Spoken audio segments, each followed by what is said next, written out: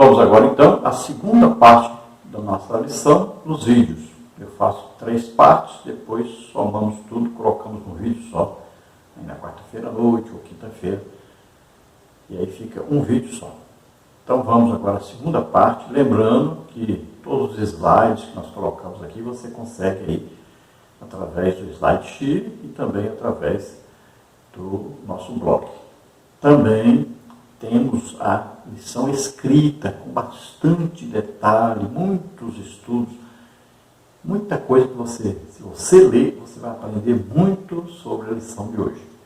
Tudo gratuitamente, você pega aí pelo nosso blog. Vamos então à introdução da lição, que diz assim: a leitura e o estudo das Escrituras são um dever e um privilégio. Por isso temos que zelar pelo conhecimento bíblico e estar conscientes da necessidade de aplicar o texto sagrado em nossas vidas. Tiago alerta que devemos ser cumpridores da palavra e não apenas ouvintes. Tiago 1:22.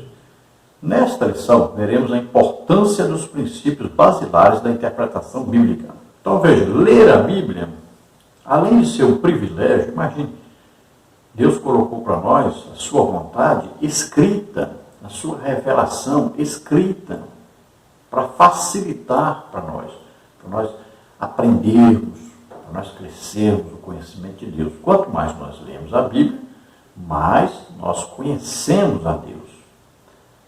E a Bíblia apresenta Jesus Cristo, nosso Salvador.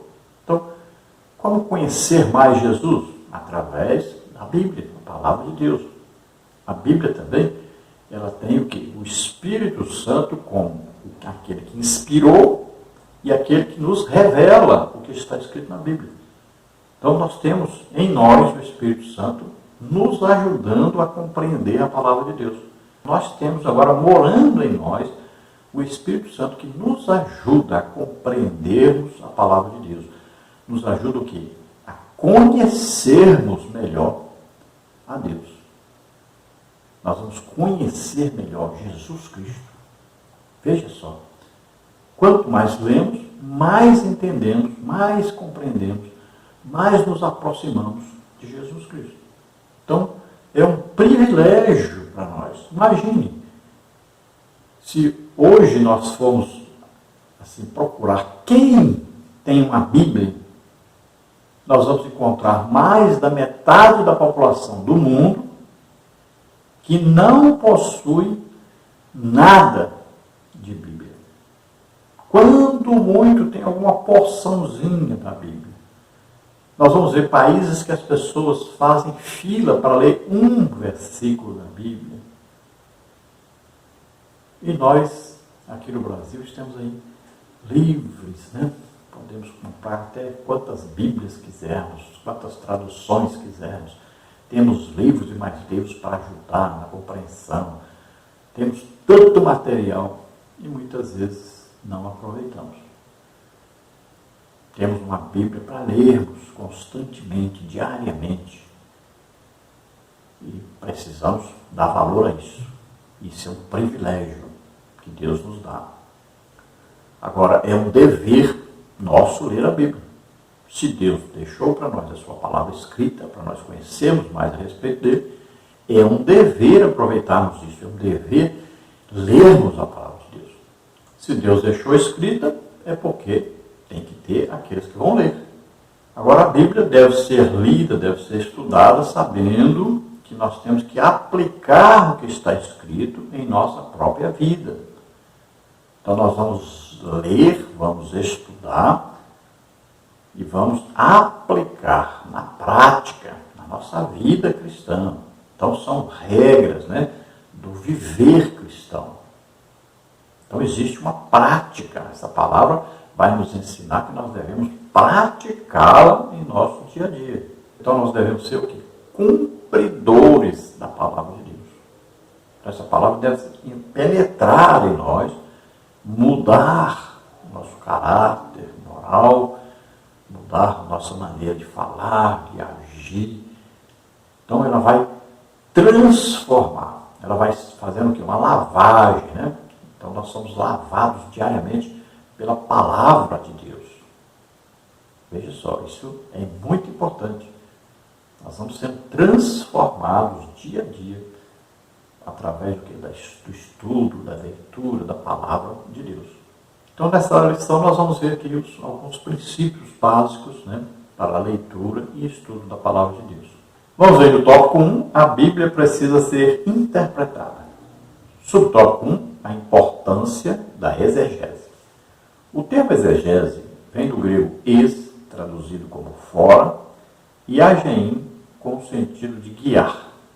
Literalmente significa guiar para fora, isto é, extrair a intenção das palavras de um texto.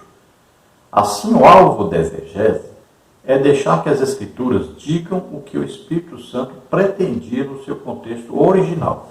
Dessa forma, para não fazer o texto significar aquilo que Deus não pretendeu, é necessário um minucioso exame das Escrituras, segundo Timóteo 2,15. Por exemplo, o estudo das línguas bíblicas, dos fatos da história, da cultura e dos recursos literários usados no texto sagrado, cooperam na compreensão do real significado das palavras inspiradas. Efésios 3, 10 a 18.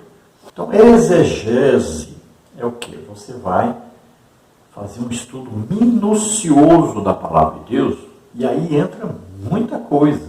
Você tem que conhecer a história, você tem que conhecer os costumes, você tem que conhecer a geografia, aí você tem que conhecer o clima.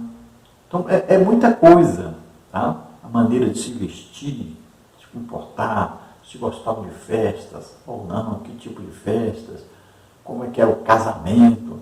Então, tudo você deve entender, pelo menos um pouco, para que você faça uma exegese bíblica. Então, você precisa conhecer o contexto desta época em que esse livro foi escrito, em que aconteceu esses fatos escritos. Não é? Então, é preciso conhecer bem essas coisas, porque aí nós vamos entender e compreender claramente o que está escrito. Por exemplo, nós vamos falar sobre o batismo de João Batista, lá quando Jesus foi até lá.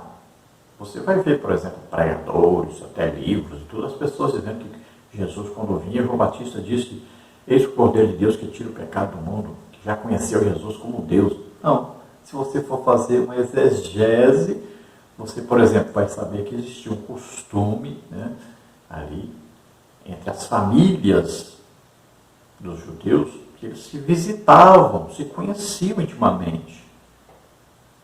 Sempre estavam presentes na casa uns dos outros. Então, você vai compreender que Jesus, sendo primo de João Batista, conhecia, né, João Batista conhecia Jesus. Nunca viu Jesus desobedecer os pais, cometer algum pecado. Aí você vai entender, olha, através desse costume de visitação, de conhecimento entre um judeu e outro, você já vai perceber uma coisa interessante. Olha, quando Jesus vinha para João Batista, o que João Batista diz sobre isso? Ele diz: eu não o conhecia. Não conhecia como? Era primo, claro que conhecia. A mãe de Jesus, Maria, foi visitar Isabel, mãe de João Batista, quando ela estava com 6 meses de grávida. Veja só, visitavam, conheciam. Isabel era o que? Era descendente direta de Arão, da tribo de Levi. Maria era sua prima. Então você vai descobrindo muita coisa aí, muita coisa maravilhosa. Não é? Aí você vai perceber então que João Batista conhecia Jesus intimamente, de estar sempre junto, de visitarem-se. Então, quando Jesus vem a ele, ele diz: eu que preciso ser batizado por você. Então ele está reconhecendo que Jesus, ele conhecia Jesus e nunca viu Jesus cometer nenhum pecado. E o batismo que ele estava fazendo era um batismo de arrependimento de pecado. Então Jesus diz: convém cumprir toda a justiça. Agora, quando João Batista batiza Jesus, então o Espírito Santo vem sobre Jesus. Agora João Batista vai ver o Espírito Santo descendo como se fosse uma pomba. Isso identifica Jesus para João Batista. Porque João Batista vai dar o testemunho dizendo, olha, eu não o conhecia, mas aquele que me enviou a batizar, quem é que enviou João Batista a batizar? Jesus. Veja só, para você entender o texto, tem que fazer pergunta para o texto. Então, Deus enviou João Batista para batizar e disse, aquele que você vê descer sobre ele o Espírito Santo, esse é meu filho. Então, João Batista viu, teve uma visão, ele viu o Espírito Santo descendo sobre Jesus. Aí sim, ele agora viu, então é este. Olha, é o meu primo, é este. Este é o Messias. E ele não sabia antes. Então ele mesmo dá o testemunho, dizendo, eu não conhecia, mas aquele que me enviou a batizar, disse, aquele que você vê descer sobre o Espírito Santo, este é o meu filho amado, este é o Messias. Então ele só conheceu quando o Espírito Santo desceu sobre Jesus. Só conheceu Jesus como Messias. Antes conhecia Jesus como primo. Está vendo? Você precisa fazer uma exegese para entender. Olha, você tem que saber o costume do judeu visitar um ao outro, fazerem festas. Você precisa saber do parentesco de um com o outro. Então, para entender claramente um texto, é preciso estudar bem, porque não é só olhar e de repente você acha que entendeu, ou ouvir uma pregação, ou ler algum livro e achar que já compreendeu. Não, é preciso fazer uma exegese, um estudo minucioso, então aí dos costumes, né? Então, da maneira de viver, das famílias, do comportamento das famílias, aí, do parentesco, tudo isso. É preciso entender a geografia ali onde João Batista... Tem gente que pensa que João Batista está batizando no meio do deserto. Não, o deserto não tem água. Ele estava batizando no Jordão, num lugar deserto, porque não tinha cidade ali próximo. Encostadinha ali onde João Batista estava batizando. Por isso que é deserto. Mas não é deserto cheio de areia, sem água. Não. Como é que vai batizar nas águas, mergulhar a pessoa dentro da água, se não tem água? Então, olha, precisa conhecer geografia. Olha, precisa conhecer muita coisa. Então, você vai entender claramente o texto, o contexto, né? Você vai estudar, fazer uma exegese desse texto. Então, você fazendo a exegese, você vai compreender claramente o texto, o que o Espírito Santo quer dizer com isso que está escrito. Aí vem a compreensão real daquilo que está escrito. Então nós não podemos forçar o texto a nos agradar. Eu ouvi a pregação, gostei, então isso aqui significa isso. Não. Quando nós vamos fazer exegese, nós temos que tirar o nosso conhecimento prévio daquele assunto. Nós vamos estudar sem interferências, seja de livros, ou de pregadores, ou de ensinadores. Você tem que estudar sem interferência nenhuma. Aí você vai entender. Quem pode te explicar é o Espírito Santo. Através de quê? Do seu estudo, né? Veja lá, Daniel entendeu, estudando as Escrituras, que já haviam completado, né, os 70 anos de cativeiro. Como é que ele entendeu? Estudando a palavra de Deus, e o Espírito Santo vem o quê? Vem dando entendimento para ele. Muitos outros leram a mesma coisa e não compreenderam. Outra coisa importante, as línguas bíblicas, né? Hebraico, aramaico, o grego.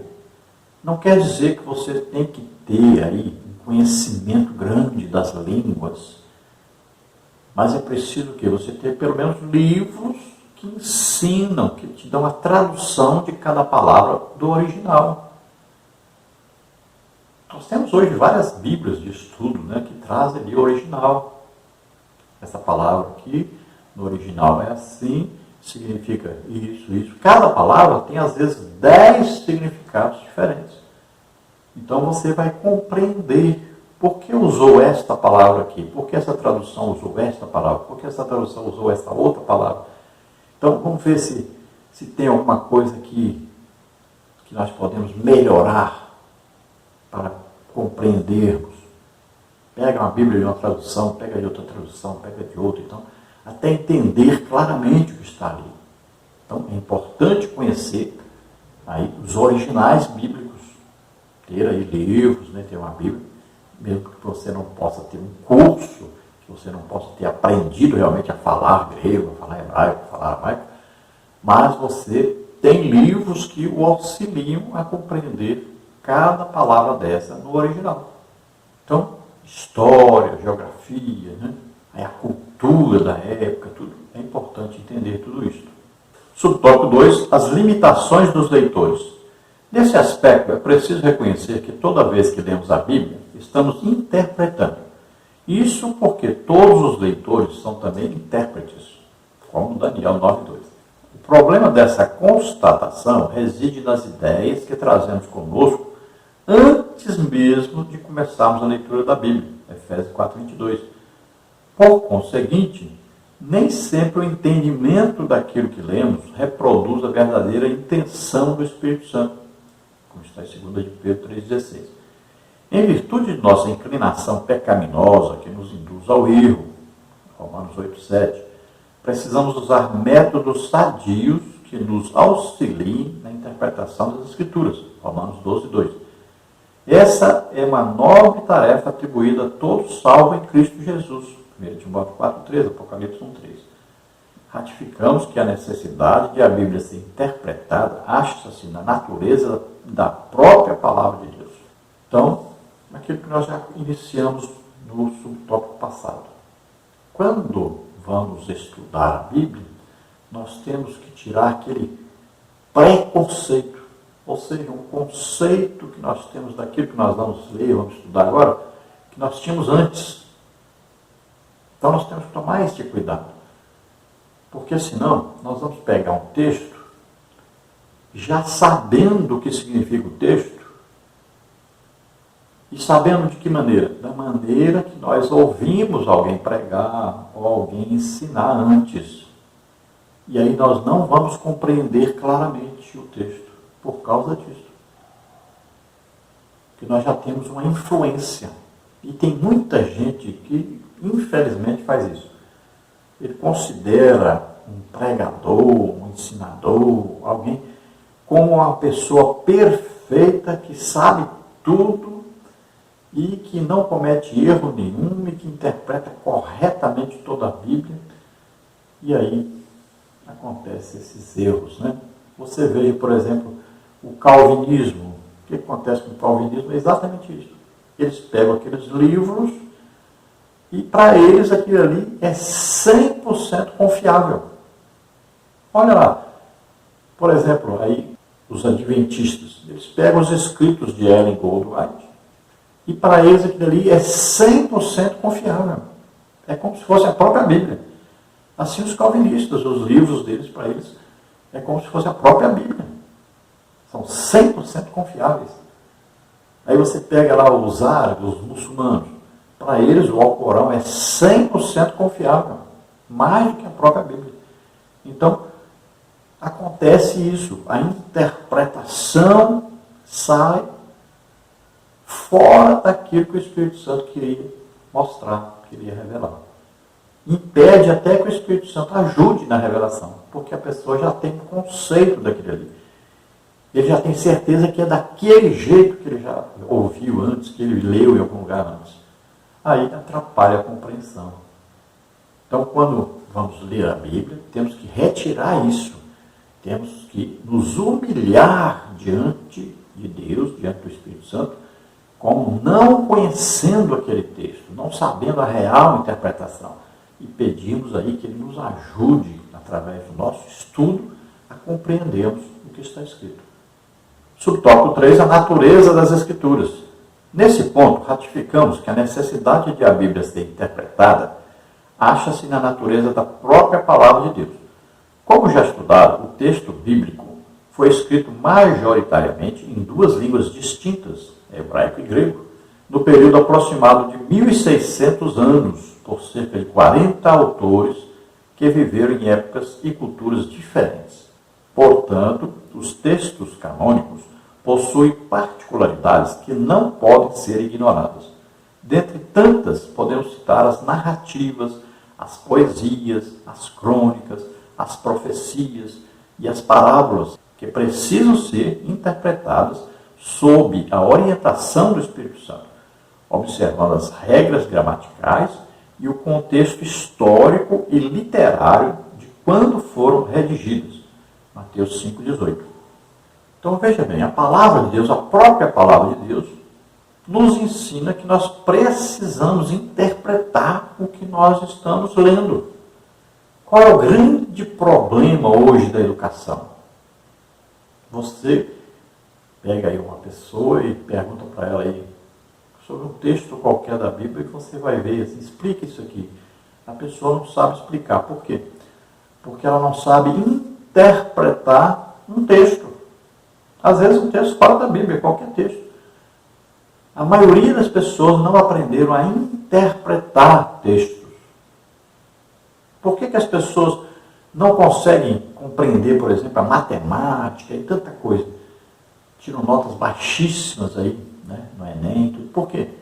Não sabem interpretar um texto. Então, se tem lá um texto sobre a matemática, falando assim, então, explicando, então, e pergunta, quanto dá isso aqui? Aí a pessoa não sabe interpretar o que está escrito para poder resolver aquela questão. Aí ele não consegue resolver. Ele pode até saber a fórmula, mas não sabe interpretar o texto. Aí não consegue colocar na fórmula os números corretos. E assim, na leitura bíblica, a pessoa não sabe interpretar o texto. Então é preciso que você comece a estudar a Bíblia fazendo perguntas para a própria Bíblia. Então, Jesus estava indo para a Galiléia, passou por Samaria, era necessário passar por Samaria. Então você vai entender, vai estudando, olha, o que acontecia ali. Os judeus davam uma volta para não passar em Samaria. Por quê? Porque eram inimigos, porque não se comunicavam. Então você vai estudar isto. Aquela parte ali foi colonizada pelos assírios, colocou ali um povo que não era judeu, então se misturaram com outros povos. Então, você tem que saber isso, tem que saber a história, né? Você tem que ler a Bíblia e compreender essas coisas para entender o texto. Então você vai fazendo pergunta, por que era necessário? Por que havia ali uma inimizade de judeus e samaritanos? Por que Jesus estava ali? O que ele foi fazer ali? Quem era aquela mulher? Qual era a situação dela? Então, você vai estudando o texto, fazendo perguntas para o texto. Você vai ver a geografia também. Onde é Samaria? Onde estava Jesus naquela hora? Como é que fazia para ir de Jerusalém para ir para Galiléia? Que caminho percorrer? Então, tudo isso é preciso estudar. Aí você vai compreender a situação. Você vai compreender o ensino que existe ali.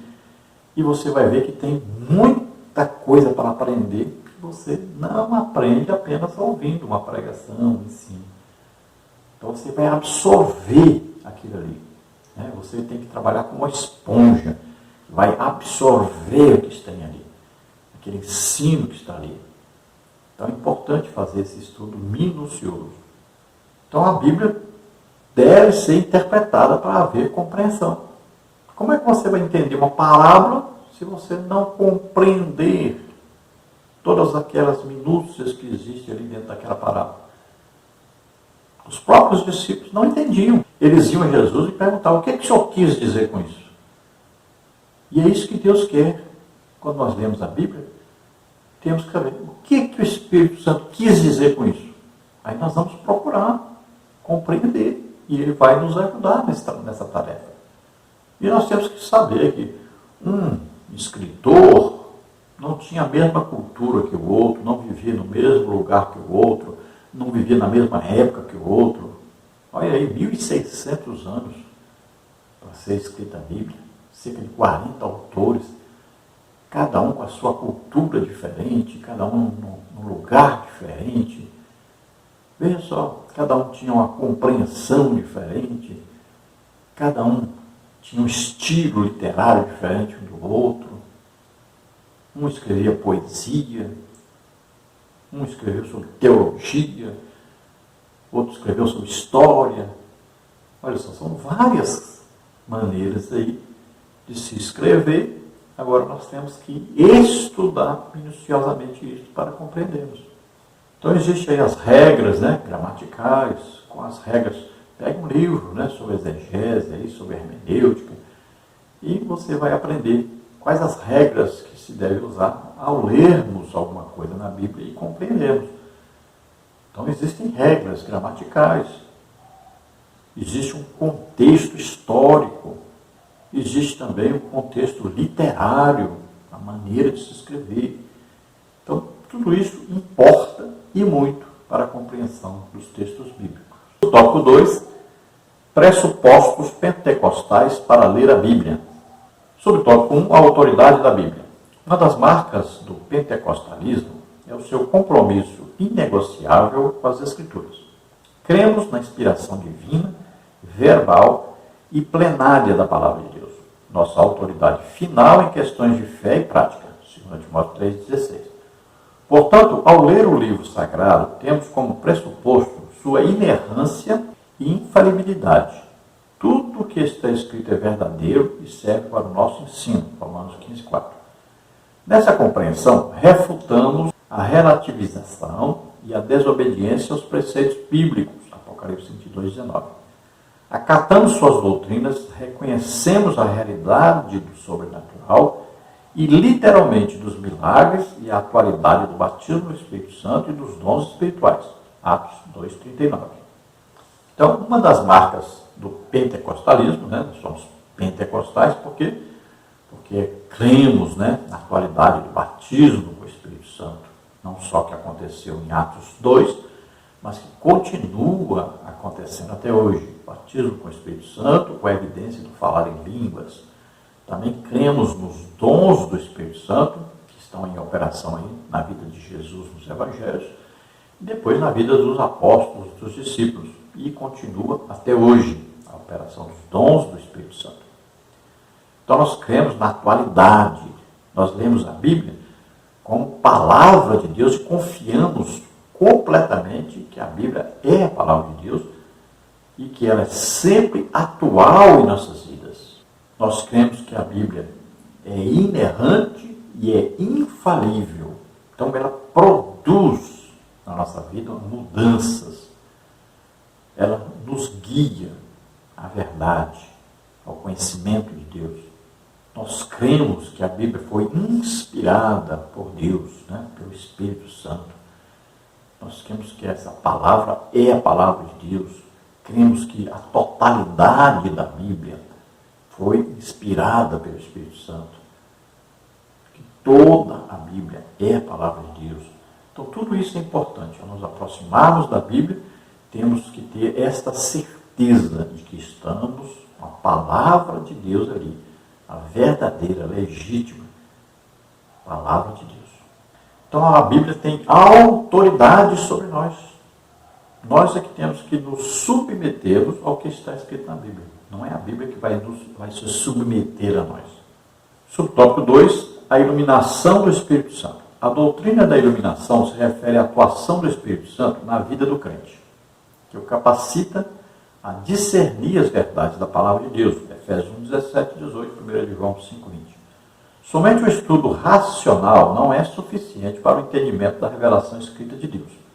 Contudo, a iluminação não é uma fonte paralela de revelação e nem substitui o exame das Escrituras. Ao contrário, pois à medida que estudamos, o Espírito nos concede a compreensão. A iluminação não aumenta e nem altera a Bíblia, apenas elucida o que já foi revelado pelo Espírito. Assim, o conhecimento da palavra produz comunhão com Deus, vida de oração, obediência e santificação. 2 Pedro 1:3-10. Então veja que existe aí um fanatismo, que é aquilo que a pessoa acha que o Espírito Santo vai revelar tudo para ele. Ele não precisa estudar a palavra de Deus, ele só precisa orar. Isso é fanatismo. Não é o que está na Bíblia, não é assim que a palavra de Deus ensina. O apóstolo Paulo era um estudioso da palavra de Deus. Né? Pedro, né? Filipe, Tiago, Judas, todos esses que se destacavam aí eram estudiosos da palavra de Deus. Também no Antigo Testamento. Olha lá, Davi, Daniel. Então, eram estudiosos da palavra de Deus. É muito importante esse estudo, esse contato direto com a palavra de Deus. Esse aí é que vai trazer o quê? O conhecimento de Deus para nós. Agora o Espírito Santo, ele vem o quê? Ajudar-nos. O Espírito Santo nos ajuda. Olha só, eu enviarei o quê? Outro Consolador. Então, outro semelhante a Jesus. Consolador, ajudador. Então, nós vamos orar, o Espírito Santo nos ajuda. Olha aí, está escrito em Romanos, né? Nós sabemos orar como convém, o Espírito Santo vem o quê? Nos ajudar na oração. Nós vamos ler a Bíblia, o que o Espírito Santo faz? Ele nos ajuda a compreendermos a Bíblia, a palavra de Deus. Ele nos fará lembrar tudo que Jesus falou, olha só. Então, ele nos ajuda na compreensão. Agora, é preciso ler, é preciso estudar. Então, nós vamos pregar, ensinar. Então, ele vem nos ajudar nessa tarefa. Mas nós estudamos o texto bíblico. Nós vamos orar por doentes, os enfermos. Ele vem o quê? Nos ajudar, nos conceder o quê? Poder para que a pessoa seja curada. Então, o Espírito Santo vem nos ajudar. Agora, nós precisamos nos colocar à disposição. Agora, precisamos o quê? Estudar. Compreender. E aí ele vem nos ajudar nisso aí. Vem nos capacitando, nos ajudando. Vem esclarecendo, iluminando. Então, tem muita gente que parece que ele bota a culpa no Espírito Santo, né? O professor chega para dar aula e fala assim, irmãos, infelizmente eu não tive tempo de estudar a lição, mas o Espírito Santo, né? Olha só, ele coloca a aula péssima que ele vai dar, ele coloca a culpa no Espírito Santo. Veja só. Se ele tivesse estudado, o Espírito Santo ia ajudá-lo agora a dar uma aula, uma boa aula. Mas não, ele não estuda e ainda coloca a culpa no Espírito Santo. Não é nele não, que não estudou não. Então, sempre devemos depender do Espírito Santo para nos ajudar. Não quer dizer que nós vamos depender 100%, porque nós temos que estudar. Então nós vamos ler, estudar, e o Espírito Santo vai nos ajudar a compreendermos para podermos estudar, para podermos transmitir isso que nós aprendemos.